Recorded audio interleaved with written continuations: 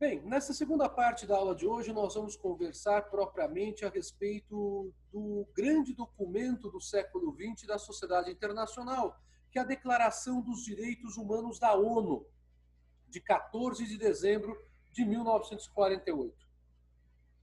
Esse documento tem um significado extraordinário, porque é a partir dele que se cumpre a primeira grande função do Conselho de Direitos Humanos, que havia sido constituído pela Assembleia Geral da ONU, em substituição ao órgão que estava ligado ao Conselho Econômico e Social da ONU. E esta primeira função de se trabalhar com uma declaração internacional é uma função que não possui apenas natureza política em política internacional, mas possui a natureza jurídica de busca de reafirmação daquilo que é inerente a cada pessoa. Nós conversamos nas aulas passadas que o que gera o entendimento da existência de direitos humanos é o fato de todos nós termos a igualdade em essência. Isto, aliás, é uma construção do pensamento axial, mais uma vez, nos utilizando aqui da linguagem de Karl Jaspers, tão bem lembrado aqui nessas últimas aulas. Mas, mais do que isso, a ideia de direitos humanos é uma ideia que viabiliza também a concretização das liberdades a partir dessa igualdade em essência. Então, não se busca aqui qualquer ideário de natureza meramente liberal ou meramente socialista. O que se busca é uma conjugação de esforços da sociedade internacional para se atingir um ideário comum. Então, se determinada nação é liberal clássica, é neoliberal, é social-democrata, é social liberal, se determinada nação é coletivista ou até mesmo é comunista, pouco importa. A questão é que todos nós, como seres humanos, temos uma igualdade em essência. E esta igualdade em essência exige o reconhecimento de situações outras que são situações que dizem respeito ao nosso desenvolvimento próprio, de cada um de nós. E a sociedade internacional acaba buscando parâmetros comuns entre todos os estados que integram a sociedade internacional para tal finalidade.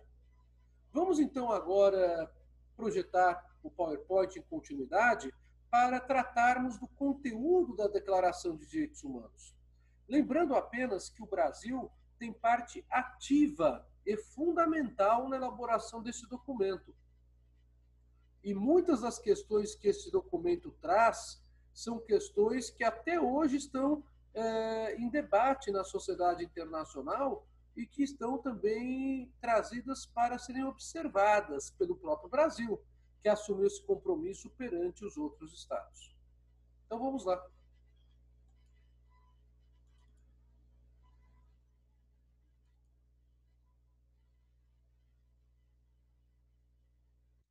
A Declaração Universal dos Direitos Humanos da ONU, ela tem como ponto fundamental a retomada dos valores da Declaração Francesa. Muito embora nós estejamos aqui em épocas completamente diferentes, há algo que identifica, sem sombra de dúvidas, a sociedade internacional contemporânea em face do pensamento do revolucionário francês em 1789. Determinados valores, eles devem existir mesmo que não haja previsão expressa no direito interno de cada Estado com relação a esses valores. E esses valores, percebam, são a liberdade, a igualdade e a fraternidade. Apenas lembrando que no texto original da Declaração dos Direitos Humanos francesa, não havia a previsão da fraternidade, né? A fraternidade acabou sendo inserida na Assembleia Nacional Constituinte Francesa de 1791 e, em especial, de 1793, onde não apenas se reafirmou, mas Danton conseguiu realmente fazer com que os membros da Assembleia Constituinte aprovassem a ideia de fraternidade como valor, ao mesmo tempo que a liberdade e que a igualdade. Liberdade, igualdade e fraternidade não são apenas ideários de uma bandeira do revolucionário francês, portanto, são valores políticos e valores jurídicos que se encontram assentados na Declaração da ONU de 48. Aí nós temos um problema inicial. O problema inicial é o seguinte: qual é a natureza jurídica de uma declaração internacional? Vocês viram com o professor Kim que há uma série de declarações internacionais que não são propriamente tratados, não são tecnicamente tratados. Aliás, eu lembrei para vocês aqui de uma declaração histórica que nem acordo é uma declaração unilateral do rei João Sem Terra, a Magna Carta de 1215. A rigor, do ponto de vista técnico, as declarações internacionais, elas não são tratados internacionais. E essa declaração da ONU, ela é mais propriamente uma recomendação do ponto de vista técnico-jurídico. A recomendação, na verdade, não teria, num primeiro momento, um caráter vinculante. No entanto, não é isto que acabou sendo assentado com relação à Declaração de Direitos Humanos da ONU, até mesmo pelo fato de que essa declaração deu desdobramentos muito grandes com o surgimento de outros tratados internacionais. Um deles, aliás, dois deles, lembrei para vocês como uma espécie de decisão juridicamente mais vinculante, como missão do Conselho de Direitos Humanos da ONU. E aqui estou me referindo aos pactos de 1966, que vamos logo falar sobre eles no início da aula que vem, porque a nossa aula que vem nós vamos trabalhar com os pactos 66, com a Declaração de Direito ao Desenvolvimento, a Declaração do Milênio, a Agenda 2030. Também trabalhando com os casos jurisprudenciais aplicáveis sobre direitos humanos, que é o tema final, né? É o nosso último encontro. Então, os pactos de 66, eles têm, na verdade, uma ideia propositiva de vinculação jurídica daquilo que a Declaração de 48 estabelecia. E estabelece, porque está até hoje em vigor. Liberdade, igualdade e fraternidade são valores, então, não apenas jurídicos, mas políticos. E na nossa Constituição, esses valores estão assentados no preâmbulo constitucional, nos 5 primeiros artigos da Constituição e em passagens esporádicas do nosso texto constitucional. Então, esses valores, eles têm não apenas carga política, como também carga jurídica. Voltando aqui à projeção. Curiosamente, a Declaração Universal dos Direitos Humanos, ela foi aprovada por todos os estados que integram a Assembleia Geral. Nenhum estado se manifestou contra. Porém, a União Soviética, à época, e os países que integravam o bloco soviético, aqui me refiro especialmente aos países do leste europeu, a Arábia Saudita e a África do Sul, não votaram, eles se abstiveram de votar pela aprovação desta Declaração Universal de Direitos Humanos. Com relação à União Soviética e aos países que integram o bloco da União Soviética, a questão estava relacionada diretamente já ao desenvolvimento da chamada Guerra Fria. E também estava relacionada à própria ideia de implementação do Estado soviético desde a Revolução Soviética de 1917. Então, com relação à União Soviética, nós temos uma explicação tanto de ordem política internacional, a Guerra Fria, como de ordem de política interna. Mas a União Soviética ela poderia ter aprovado essa declaração, porque, como nós sabemos, essa declaração não tem efeitos internos no país, a não ser que o signatário a recepcione. Preferiu, no entanto, a abstenção. Isso foi muito à época criticado pela sociedade internacional. Os Estados Unidos, na realidade, eles aprovaram a declaração, mas eles fizeram esforços para que alguns dos princípios adotados na declaração não estivessem inseridos nela, alegando que eram princípios estranhos à realidade norte-americana.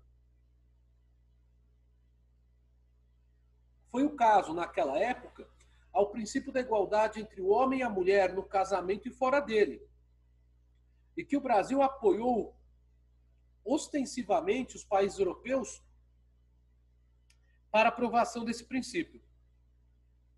E o outro princípio, o princípio da não discriminação dos filhos havidos fora do casamento ou no casamento,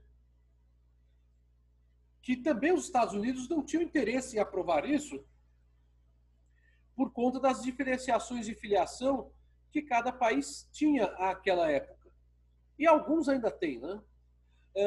Mas o Brasil, embora também tivesse essa distinção entre as filiações, entendia que a declaração era uma declaração universal e que os países europeus eles tinham uma situação totalmente diferente pelo fato das vítimas da guerra. Então, várias famílias ficaram com a mulher como cabeça da família pela morte de homens nos conflitos armados da Segunda Guerra Mundial. E o mesmo acontecia com os filhos da guerra, que não eram filhos, no primeiro momento, desejados pela mulher que engravidava porque ela havia sido vítima de estupro. E a quantidade de estupros e de filhos bastardos, sem se saber quem era o pai naquela época, foi uma quantidade extraordinária, levando-se em conta os números da época, as estatísticas da época.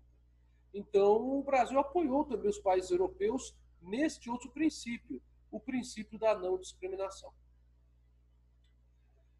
Conforme eu falei para vocês, embora aprovado por unanimidade, com a abstenção do bloco soviético, da Arábia e da África do Sul, a Declaração Universal dos Direitos Humanos é tecnicamente uma recomendação. Só que ela tem força de fonte do direito internacional. Porque a Corte Internacional de Justiça, em seu estatuto, no artigo 38, dá força da obrigatoriedade internacional, da ius cogens, portanto, para quaisquer elementos decorrentes de costumes reconhecidos internacionalmente por ela com força jurídica, ou também de princípios gerais do direito de maneira geral, de maneira universal, melhor dizendo. E então não há por que não se considerar a Declaração Universal dos Direitos Humanos, apesar de tecnicamente ser uma recomendação formal, como um documento que tem um valor semelhante ao de um tratado internacional, em virtude do artigo 38 da Corte Internacional de Justiça, que fala quais são as fontes de direito internacional. Aliás, nós já trabalhamos sobre esse tema no início do semestre. A Declaração Universal dos Direitos Humanos mantém, então, os três princípios axiológicos da Declaração Francesa e da Assembleia Nacional Constituinte Francesa, que são a liberdade, a igualdade e a fraternidade. E, além disso, insere as chamadas 4 liberdades que o presidente norte-americano Franklin Delano Roosevelt disse a respeito do problema da liberdade durante a guerra. Foi um discurso que ele fez em 6 de janeiro de 1941, que ecoou profundamente em toda a sociedade internacional naquele período. E as 4 liberdades de Franklin Roosevelt são a liberdade de palavra, a liberdade de crença, a liberdade de estar a salvo de qualquer temor e a liberdade de estar a salvo de qualquer necessidade, ou seja, estar a salvo de problemas que poderiam levar à morte.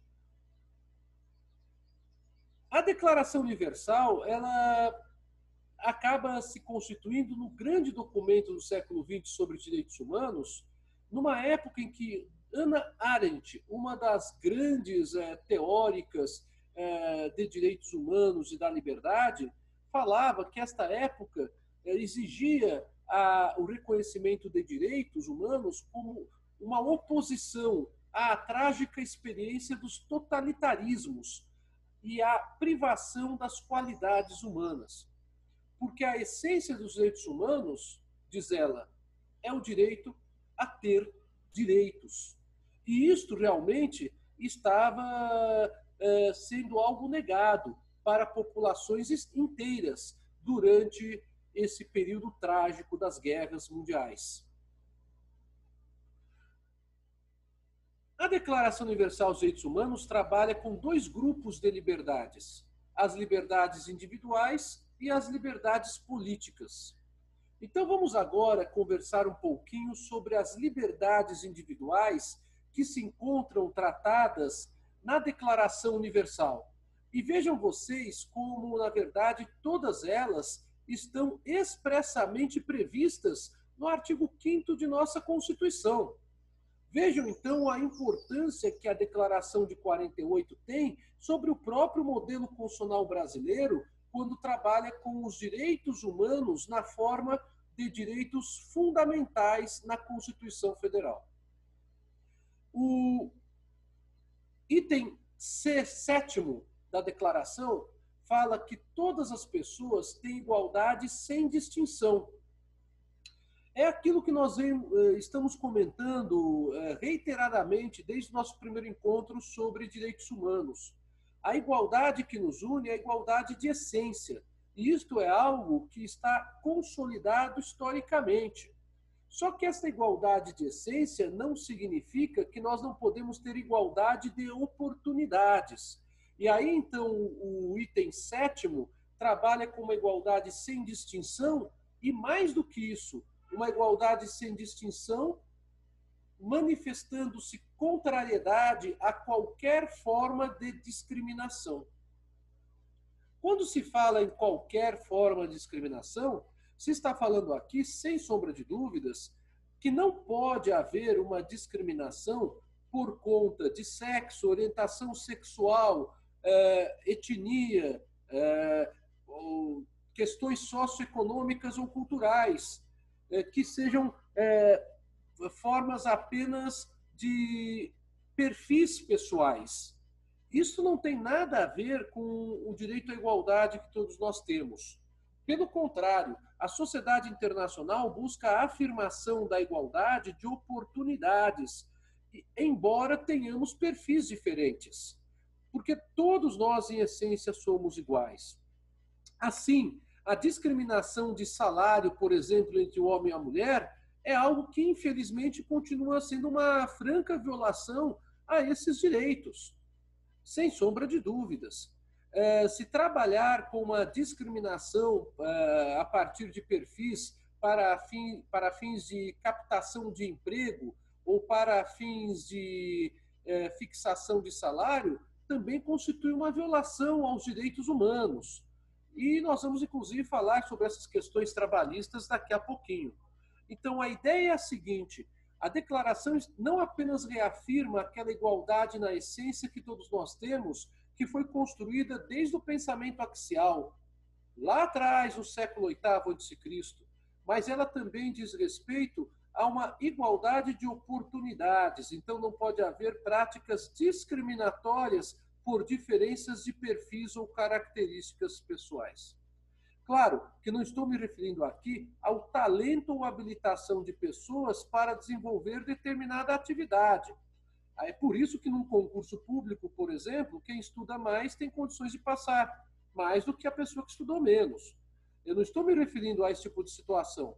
Não estou me referindo à situação do técnico de informática que conhece mais por conta de sua experiência de trabalho do que um outro técnico que é um jejuno, que está iniciando a sua atividade. Não é nada disso. Eu estou me referindo aqui a discriminações que digam respeito à pessoa em si, como pessoa. É esse que é o ponto. A igualdade como valor político, como valor jurídico, como direito, e a não discriminação quando há puro e simples preconceito por perfil diferente e não habilitação para determinada atividade. Espero que vocês estejam conseguindo acompanhar. Claro que vocês podem fazer qualquer pergunta. Vamos voltando aqui. A Declaração Universal trabalha também com o direito ao writ. Lembram dos writs constitucionais? Lembram do Bill of Rights, da lei de habeas corpus? Olha aqui novamente a declaração de 48, falando que toda pessoa tem direito ao writ. Toda pessoa, então, tem direito à proteção das suas liberdades individuais sem qualquer discriminação. De novo, estamos diante de um direito humano previsto agora no item 8º. Além disso, o item 9º proíbe a prisão arbitrária, a detenção arbitrária ou o exílio arbitrário. Porque toda pessoa tem direito à justa audiência pública perante um tribunal independente e imparcial. E toda pessoa deve ser tratada em igualdade de condições de qualquer outra pessoa, numa audiência pública perante tribunal independente e imparcial. Aqui são os itens 9 e 10 da declaração. O item 11 é um item que deve ser sempre lembrado. O princípio de inocência e asseguramento de todas as garantias à defesa. Quando falamos em garantias à defesa, estamos aqui falando do due process of law, isto é, o devido processo legal. O due process of law, ele não é determinado por um juiz, ele é determinado pela lei, ele é determinado pela Constituição, ele é determinado pela legislação que estabelece as garantias fundamentais. A presunção de inocência é uma garantia fundamental constitucional e é um direito humano, nos termos da Declaração dos Direitos Humanos de 1948. Ora, esta presunção de inocência, ela decorre do princípio do devido processo legal, o due process of law. Apareceu aqui um O a mais, é sem o O em inglês, tá bom, pessoal? E também ela viabiliza o chamado princípio da ampla defesa pessoal e técnica do acusado. E ainda o princípio do contraditório, garantindo-se às partes se manifestar e debater por escrito e verbalmente, no momento oportuno em que o due process of law estabelece, os seus argumentos. Isso não pode ser suprimido da defesa. E é por isso mesmo que vocês podem perceber, aqueles que já viram a unidade de processo penal e direito penal, que o réu acaba se manifestando sempre depois do órgão acusador. Por quê? Por conta do princípio da inocência e por conta da ideia de ampla defesa, para que a defesa não seja surpreendida com alguma afirmação feita pela acusação a destempo, isto é, depois dela a defesa se manifestar.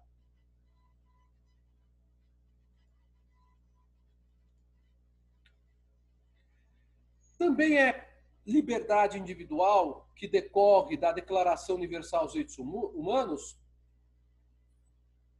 a regra de que não haverá culpa por fato que não é delito nacional ou internacional. É o inciso 11 da Declaração Universal. Percebam aqui que estamos diante do fato da chamada responsabilidade. Então, o que diz o inciso 11?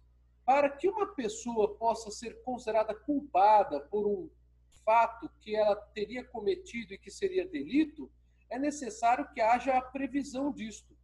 Esse inciso 11 é diretamente ligado ao direito penal. No direito civil, nós temos uma regra geral de ato ilícito, que vários países têm, e o Brasil inclusive tem, que é a regra geral do artigo, no nosso caso, 186 do Código Civil Brasileiro, segundo o qual ato ilícito é todo fato cometido pelo agente mediante comissão ou omissão que, por culpa, acaba gerando dano para a vítima, ainda que esse dano seja exclusivamente moral. Esta regra geral de ato ilícito, que nós temos no direito civil brasileiro e que serve para responsabilidade civil, ela é uma regra geral que existe no direito francês também. E é uma regra que existe nas principais codificações ocidentais. Mas para questões criminais, é necessária a observância de um princípio, que é o princípio da reserva legal. Porque no direito penal, eu tenho que ter a descrição da conduta do agente para que eu tenha crime. Então, não há crime sem lei anterior que o defina. É um dos princípios, inclusive, que abre o nosso Código de Processo, perdoe-me, o nosso Código Penal brasileiro. Não há crime sem lei anterior que o defina. Ora, o princípio da reserva penal apenas viabiliza a responsabilidade criminal de uma pessoa se houver, então, uma previsão anterior de que esta pessoa cometeu o crime. Voltando aqui para a nossa exposição de PowerPoint, percebam vocês, ninguém poderá ser responsabilizado, então, criminalmente, se o delito do qual esta pessoa é acusada não é previsto numa lei daquele Estado que tem competência para julgar aquela pessoa, ou ainda não é previsto por um tratado internacional. É isso que fala o item 11. Também considera-se liberdade humana, liberdade individual e proteção, portanto, de direitos humanos, a proteção da privacidade, da família, do lar. Isto aqui do lar foi traduzido no nosso artigo 5º como inviolabilidade de domicílio e de correspondência, que no nosso artigo 5º é trabalhado como inviolabilidade de correspondência. O artigo 5º também fala sobre privacidade. E o artigo 5º, embora não trabalhe diretamente com família, ele acaba remetendo à ideia da igualdade entre o homem e a mulher e a igualdade entre todas as pessoas do artigo 5º, inciso 1º, para o artigo 226, aonde o Constituinte fala que a família é essencial à sociedade e merece especial proteção dela e do Estado. Artigo 226 da Constituição Federal. Também também consta como da Declaração Universal dos Direitos Humanos o direito à constituição da família, com proteção da sociedade e do Estado, por força desse artigo 226 que eu falei para vocês. Além disso, o inciso 13 da declaração fala do direito à liberdade de locomoção, o direito de ir e vir, a deixar e retornar ao seu país de origem. É o inciso 13. Esse direito à liberdade de locomoção é justamente o que justifica lá atrás, em 1679, a lei inglesa do habeas corpus. Vocês estão lembrados? Falamos sobre isso na aula passada. E também justifica a construção de outros direitos líquidos e certos protegidos pelo Bill of Rights, de 1688, e que dão ensejo, no artigo 5º da Constituição Federal Brasileira, as chamadas garantias fundamentais do habeas corpus, do mandado de segurança individual, do mandado de segurança coletivo, do habeas data e do mandado de injunção. Todos os ritos constitucionais que estão expressos no artigo 5º da nossa Constituição. Percebam vocês como a declaração acaba sendo um catalisador de todas as ideias construídas durante a Idade Média, a Idade Moderna e a Idade Contemporânea sobre direitos humanos. A declaração coloca que o direito à propriedade individual e com outros é direito humano. É o inciso 17. Curiosamente, há a expressão com outros, o que significa, desde logo, que não é apenas a propriedade individual que é um direito humano. Também é direito humano a propriedade com outros. O que seria esse com outros? Nos modelos que admitem a propriedade apenas individual e a propriedade em condomínio, aí a chamada propriedade conjunta, em que há coproprietários, não há muita dúvida que esse com outros se limitaria ao condomínio, seja o condomínio ordinário, seja o condomínio edilício. Mas há outros modelos que admitem, além da propriedade individual, a propriedade coletiva. Não estou aqui me referindo ao modelo russo dos sovicoses e dos colcoses apenas, que são modelos de produção econômica de bens, aonde o Estado tem interesse direto nesse sistema de produção. Também não estou me referindo necessariamente aos kibbutzim dos israelenses, Israel. Em Israel há também propriedade coletiva, através desse modelo de produção econômica. Eu estou me referindo também à possibilidade da propriedade coletiva no direito brasileiro. Assim, por exemplo, o Estatuto da Cidade viabiliza a chamada uso-capião coletiva, quando há um grupo considerável de pessoas em determinada área, para fins de regularização da titularidade delas todas sobre determinada área. Então, nós temos a usucapião coletiva prevista no Estatuto da Cidade, que é uma lei federal brasileira. Mas nós também temos a possibilidade de uma regra que está no Código Civil Brasileiro que impede o proprietário de um imóvel, se ele demora mais do que 5 anos para ajuizar a ação reivindicatória do imóvel, a reaver esse imóvel. Se neste imóvel houver um número considerável de pessoas exercendo atividade econômica socialmente razoável e estiverem morando nesse imóvel. Então, percebam vocês que aqui eu tenho uma outra perspectiva quanto ao exercício da propriedade, que também não é um exercício de propriedade individual. Se vocês pegarem o artigo 5º da Constituição Federal, vocês descobrirão que ali não há menção à propriedade individual. O artigo 5º no caput, ele fala em propriedade. E fala que a propriedade é um direito fundamental ao lado da vida, vejam a importância da propriedade, ao lado da liberdade, ao lado da igualdade e ao lado da segurança. Vejam a importância que há, então, no direito de propriedade como um direito fundamental para nós no Brasil. E mesmo quando se fala depois em função social da propriedade, no artigo 5º, incisos 23 e 24, e se fala da possibilidade de desapropriação de imóveis para atendimento do interesse social ou da utilidade ou necessidade pública fixada pelo decreto expropriatório, o que há são regras que estabelecem que a propriedade deverá atender à sua função social. De novo, a ideia da solidariedade que temos tanto enfatizado no nosso curso aqui nesse módulo de Direitos Humanos. O inciso 19 da Declaração Universal dos Direitos Humanos fala em direito à liberdade de pensamento, consciência e religião. E o inciso 18 também fala sobre isso, né? O 19 fala também sobre liberdade de opinião e expressão. O direito à liberdade, ele deve ser assegurado para todos.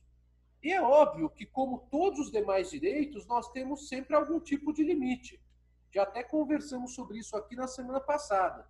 Mas que o direito à liberdade é o grande colorário em todas as suas expressões, juntamente com a igualdade e a fraternidade, como princípios axiológicos da Declaração Universal dos Direitos Humanos da ONU de 48, isso não há dúvida. E essa liberdade, ela se expande também para a chamada liberdade de reunião e associação, que está prevista no item 20 da Declaração de Direitos Humanos. Vamos falar um pouquinho sobre a solidariedade na Declaração Universal dos Direitos Humanos. Mas antes disso, eu abro para perguntas, se vocês têm alguma questão a respeito das liberdades individuais que conversamos aqui. E é claro, essas liberdades individuais também têm forte ligação com as chamadas liberdades políticas, o direito de votar e de ser votado, e a conformação que a liberdade política tem em cada sistema jurídico de cada Estado na sociedade internacional. Vocês gostariam de fazer alguma questão ou está dando para acompanhar até aqui? Ok? Então vamos falar um pouquinho sobre o papel da solidariedade na Declaração Universal dos Direitos Humanos de 48. A ideia de solidariedade é uma ideia histórica ligada à questão social que a Revolução Industrial trouxe sobre França, Inglaterra e Prússia, depois a Alemanha. A Revolução Industrial ela levou a um grande êxodo rural. Segundo Georges Arrier e Philippe Duby, que são autores e coordenadores de uma fantástica obra chamada História da Vida Privada, obra que não é de direito, é de história, mas cuja leitura é mais do que recomendável para quem gosta de estudar a história da vida privada até os nossos dias. Houve o maior êxodo rural que se tem conhecimento na história com o surgimento das fábricas. E o modelo inglês ele assentou as fábricas em posições estrategicamente diferentes, dispersas pela ilha britânica, com ênfase às cidades que não eram apenas Londres, mas também Liverpool, por exemplo, que era uma cidade fabril. Manchester, outra cidade fabril. Leeds, outra cidade fabril. E assim por diante. Em França, o modelo francês foi o da centralização das fábricas, constituídas principalmente na região que corresponde atualmente à Grande Paris. Então, isso fez com que nós tivéssemos um forte êxodo rural do homem do campo para essas cidades, justamente à procura de empregos que seriam mais atrativos e menos penosos nas fábricas. Só que a ausência de um ramo de direito que protegesse a coletividade de trabalhadores acabava gerando uma série de situações abusivas perpetradas contra operários de fábrica e até mesmo contra mulheres que iam trabalhar na fábrica para ajudar na obtenção de renda para o lar. E os relatos históricos, como vocês bem sabem, falam até mesmo de crianças de 4 anos de idade, vejam vocês que absurdo, trabalhando até 16 horas por dia em atividades insalubres e perigosas. Diante disso, houve a necessidade da construção de regime jurídico mais compatível para a proteção do operário que se encontrava em uma situação de inferioridade perante o fabricante, que pura e simplesmente, na condição de empregador, passava a determinar as cláusulas do contrato de prestação de serviços civis. E surge assim o contrato de adesão.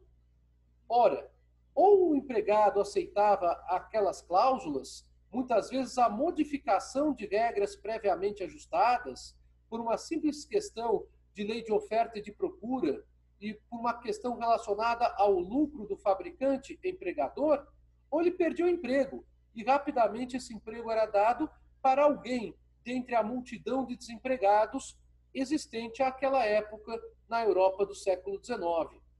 E por conta disso, houve uma série de críticas, tanto nos parlamentos inglês e francês daquela época, como também entre os pensadores e intelectuais franceses e ingleses do século XIX, pelas atitudes abusivas praticadas contra os operários.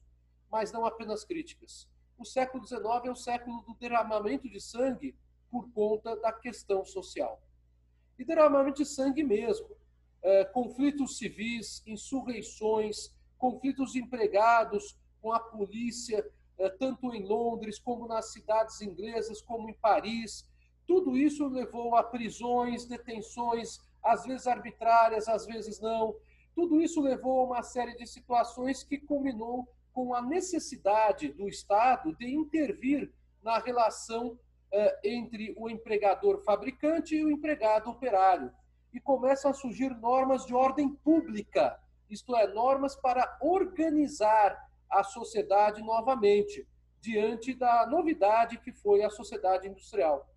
Essas normas de ordem pública, elas vão consolidando um novo ramo do direito que surge aos poucos e que é conhecido por nós nos dias de hoje como o primeiro ramo do direito social, que é o direito do trabalho. Por isso que se fala em solidariedade na Declaração Universal dos Direitos Humanos. Lembrem-se que este problema da questão social foi um problema muito trabalhado pela Inglaterra e pela França no final do século XIX, quando elas propuseram a formação da Société des Nations, recusada num primeiro momento pelo Império Austro-Húngaro e pela Alemanha, já unificada. E depois do final da Primeira Guerra Mundial, tão logo foi constituída a Société des Nations, foi constituída a Organização Internacional do Trabalho. Tamanha preocupação que esta questão social trouxe pelo derramamento de sangue, pelos conflitos armados e também pelos danos pessoais e patrimoniais causados a milhares de pessoas. Era necessário se buscar um equilíbrio na relação entre empregador e empregado. A Declaração Universal dos Direitos Humanos de 48, atenta a este gravíssimo problema, estabelece uma série de direitos sociais ligados à solidariedade para direito internacional e que os Estados acabam incorporando em seus sistemas jurídicos internos.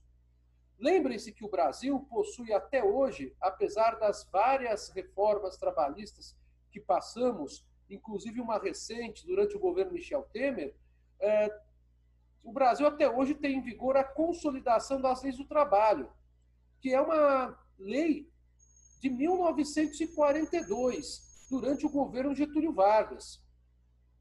E esta lei é anterior à Declaração Universal dos Direitos Humanos, mas ela bem retrata a grande preocupação dessa grave situação que é a situação social. Por conta disso, a Declaração Universal de Direitos Humanos dispõe, no inciso 23, que o direito ao trabalho é um direito humano. Todas as pessoas têm o direito ao acesso ao trabalho. Nós sabemos muito bem que isto não é muitas vezes efetivo. Basta vermos a multidão de desempregados que temos no mundo hoje. Por fruto de problemas socioeconômicos anteriores, comprometidos com o problema da pandemia. Mas o direito ao trabalho é um direito humano. Então, a pessoa ela deve ter protegido esse direito. Algo bastante complicado, porque muitas vezes falta efetividade, que é o terceiro problema, que é a tarefa do Conselho de Direitos Humanos da ONU, lembram-se? A primeira tarefa é elaborar a declaração, está aqui a declaração. A segunda tarefa é elaborar uma declaração juridicamente vinculante. Foram aprovados os pactos de 66, que vamos falar no início da aula que vem. E a terceira tarefa, dar uma estrutura que garanta efetividade a esses direitos humanos. Aqui nós temos vários problemas. O terceiro ponto é realmente um ponto problemático. E é um ponto que exige, sem sombra de dúvidas, uma cooperação muito maior dos Estados na sociedade internacional. Além do direito ao trabalho ser um direito humano, existe também o direito à proteção contra o desemprego. Esse direito à proteção contra o desemprego seria uma espécie de paliativo pelo fato da pessoa se encontrar sem trabalho, seja porque ela foi desligada do seu empregador de origem, seja porque há alguma dificuldade de ordem socioeconômica que acaba, pelo número insuficiente de vagas, inibindo que essa pessoa tenha acesso ao trabalho. E aí surge a ideia do salário-desemprego, a ideia do seguro-desemprego, ou a ideia da pensão por desemprego. É que as expressões elas variam nos sistemas jurídicos de cada estado. A proteção contra o desemprego, ela existe do ponto de vista legal no Brasil hoje, o seguro-desemprego. E é uma forma paliativa de se tratar diante dessa gravíssima situação que é a falta de emprego. O inciso 23 da Declaração Universal de Direitos Humanos também trabalha com a igualdade de remuneração por trabalho igual. Isto é bastante importante. Esta norma, inclusive, existe na CLT brasileira. E esta norma também tem supedâneo constitucional no artigo 6º da nossa Constituição, que trabalha com os direitos sociais. Se você der uma olhadinha no artigo 6º, você identificará isso. A remuneração igual por trabalho igual é, portanto, um direito humano, previsto na Declaração Universal, que tem base constitucional no nosso ordenamento brasileiro e também base infraconstitucional na CLT. Remuneração igual por trabalho igual. Infelizmente, muitas pessoas são registradas em carteira, apesar de exercerem o mesmíssimo trabalho, com funções diferentes e com salários diferentes. E essas pessoas têm que se valer de reclamações trabalhistas para obterem, junto ao Poder Judiciário, a diferença daqueles valores que acabaram não lhe sendo pagos indevidamente. A Declaração Universal dos Direitos Humanos também consigna nesse item a previsão do salário mínimo, o que é algo indispensável, levando-se em conta a ideia do que é salário mínimo, que é aquele salário que é dado para a subsistência mínima de uma pessoa, para se garantir a sua dignidade de proteção humana. Essa ideia do salário mínimo ela é essencial e ela não pode ser desconsiderada em momento algum. E os estados têm esse compromisso perante a sociedade internacional de manterem o salário mínimo. E não apenas de manterem o salário mínimo, como também de trabalharem com o salário mínimo que seja compatível para a dignidade da pessoa humana. Nós sabemos que há uma polêmica muito grande entre nós brasileiros que não se limita ao Brasil. Outros países também têm essa polêmica. Segundo o DIEESE, que é um dos institutos que mede o valor da cesta básica do brasileiro, levando-se em conta todas as despesas mensais que o brasileiro tem, o salário mínimo deveria ser muito maior do que é hoje.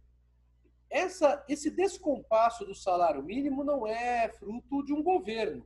Esse descompasso do salário mínimo com a realidade do custo de vida do brasileiro é algo de décadas. E há uma dificuldade muito grande, sem sombra de dúvidas, para se obter uma equação socioeconômica plausível, a fim de que o salário mínimo seja compatível com as realidades mínimas da população. Os incisos 22 e 25 da declaração falam em seguridade social. Nós falávamos antes da Constituição de 88 em previdência social. Inclusive, o órgão gestor da Previdência Social brasileira era o antigo INPS, que foi substituído pelo INSS. Ou modificou-se um pouco a sua estrutura e a Seguridade Social ela passou, sim, a ter previsão constitucional em uma série de dispositivos do Brasil. Então, nós temos no nosso direito constitucional interno as previsões de segurança social, em virtude de não apenas acidentes de trabalho, mas também em virtude de afastamento de trabalho de forma definitiva, como é o caso da pensão previdenciária por morte, ou da pensão previdenciária decorrente de aposentadoria por tempo de serviço.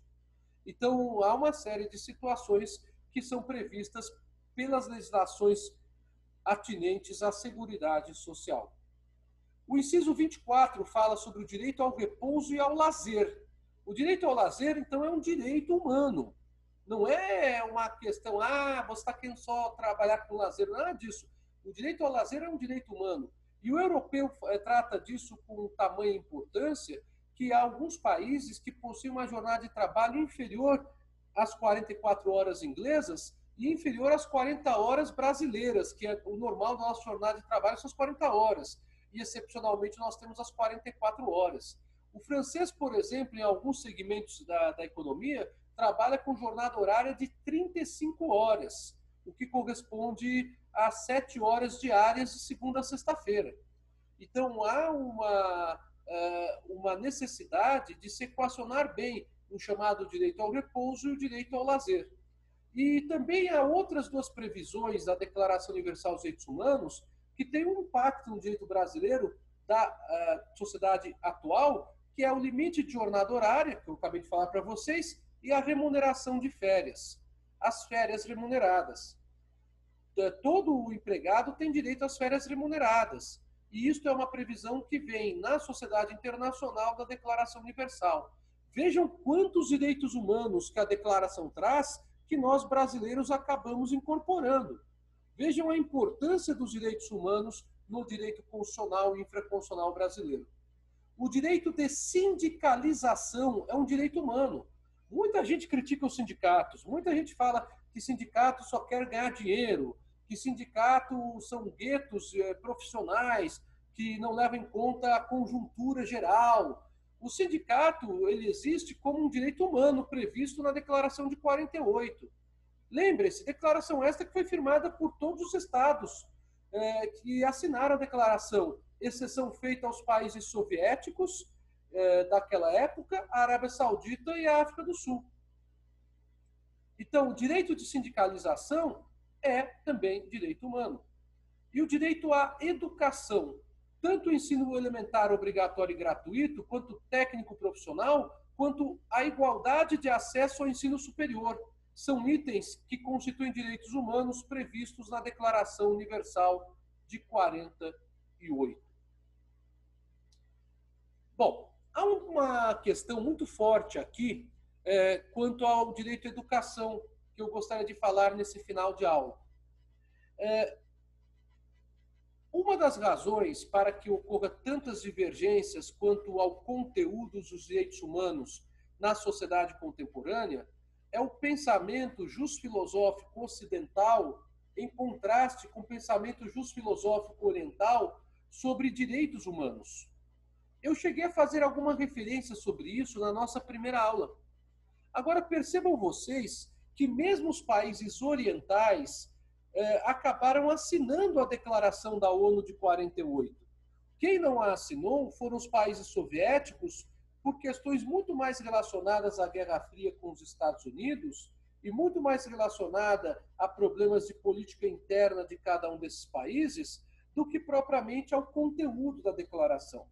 E também não assinaram essas declarações a Arábia Saudita e a África do Sul. Esses países se abstiveram de votação. Não foram contrários, mas se abstiveram à votação. Depois que a Declaração dos Direitos Humanos da ONU de 48 foi assinada, houve uma série de críticas por parte de jusfilósofos orientais a respeito do ponto de partida da Declaração dos Direitos Humanos. Não que eles discordem com os direitos humanos que estão sufragados na Declaração de 48, nada disso. Mas para o oriental, o direito humano ele se constrói a partir da liberdade, num conceito de liberdade a partir da educação. A visão do oriental é uma visão, então, diferente da visão do ocidental, onde o conceito de liberdade ele se concretiza primeiramente a partir da propriedade. Percebam bem vocês a diferença conceitual. A concepção de direitos humanos para orientais é da expressão da liberdade, primeiramente, pela educação, e para o ocidental, a partir da propriedade. Razões históricas, sem sombra de dúvidas, que já apontamos aqui, levaram a essa diversidade de gênese do que seriam os direitos humanos. Mas uma coisa é certa, os direitos humanos, eles existem na maneira que dispõe a Declaração de 48 e são, obviamente, vetores da sociedade internacional, não apenas de política internacional, mas também de vinculação jurídica internacional para todos os países. Assim, tanto ocidentais como orientais adotam a Declaração dos Direitos Humanos dentro das suas peculiaridades próprias, por conta das suas diferentes concepções socioeconômicas e culturais. E daí é que existe a importância de entendermos melhor esse estudo nos Pactos Civis de 66, que será o objeto do início da nossa aula da semana que vem. Gente, como passou rápido? A nossa última aula. Bem, pergunto para vocês se há alguma questão que vocês gostariam de fazer ou se vocês acompanharam bem o que conversamos aqui. Eu espero que sim. Eu desejo um ótimo dia para todos, que infelizmente acabou, né? Que bom, está gostando da matéria, fico muito feliz com isso. Desejo um ótimo dia a todos, que Deus acompanhe e nos livre de todo perigo e todo mal, tanto a mim e a minha família, como a você e a sua família, tá bom? Então, gente, até o nosso último encontro. Tchau!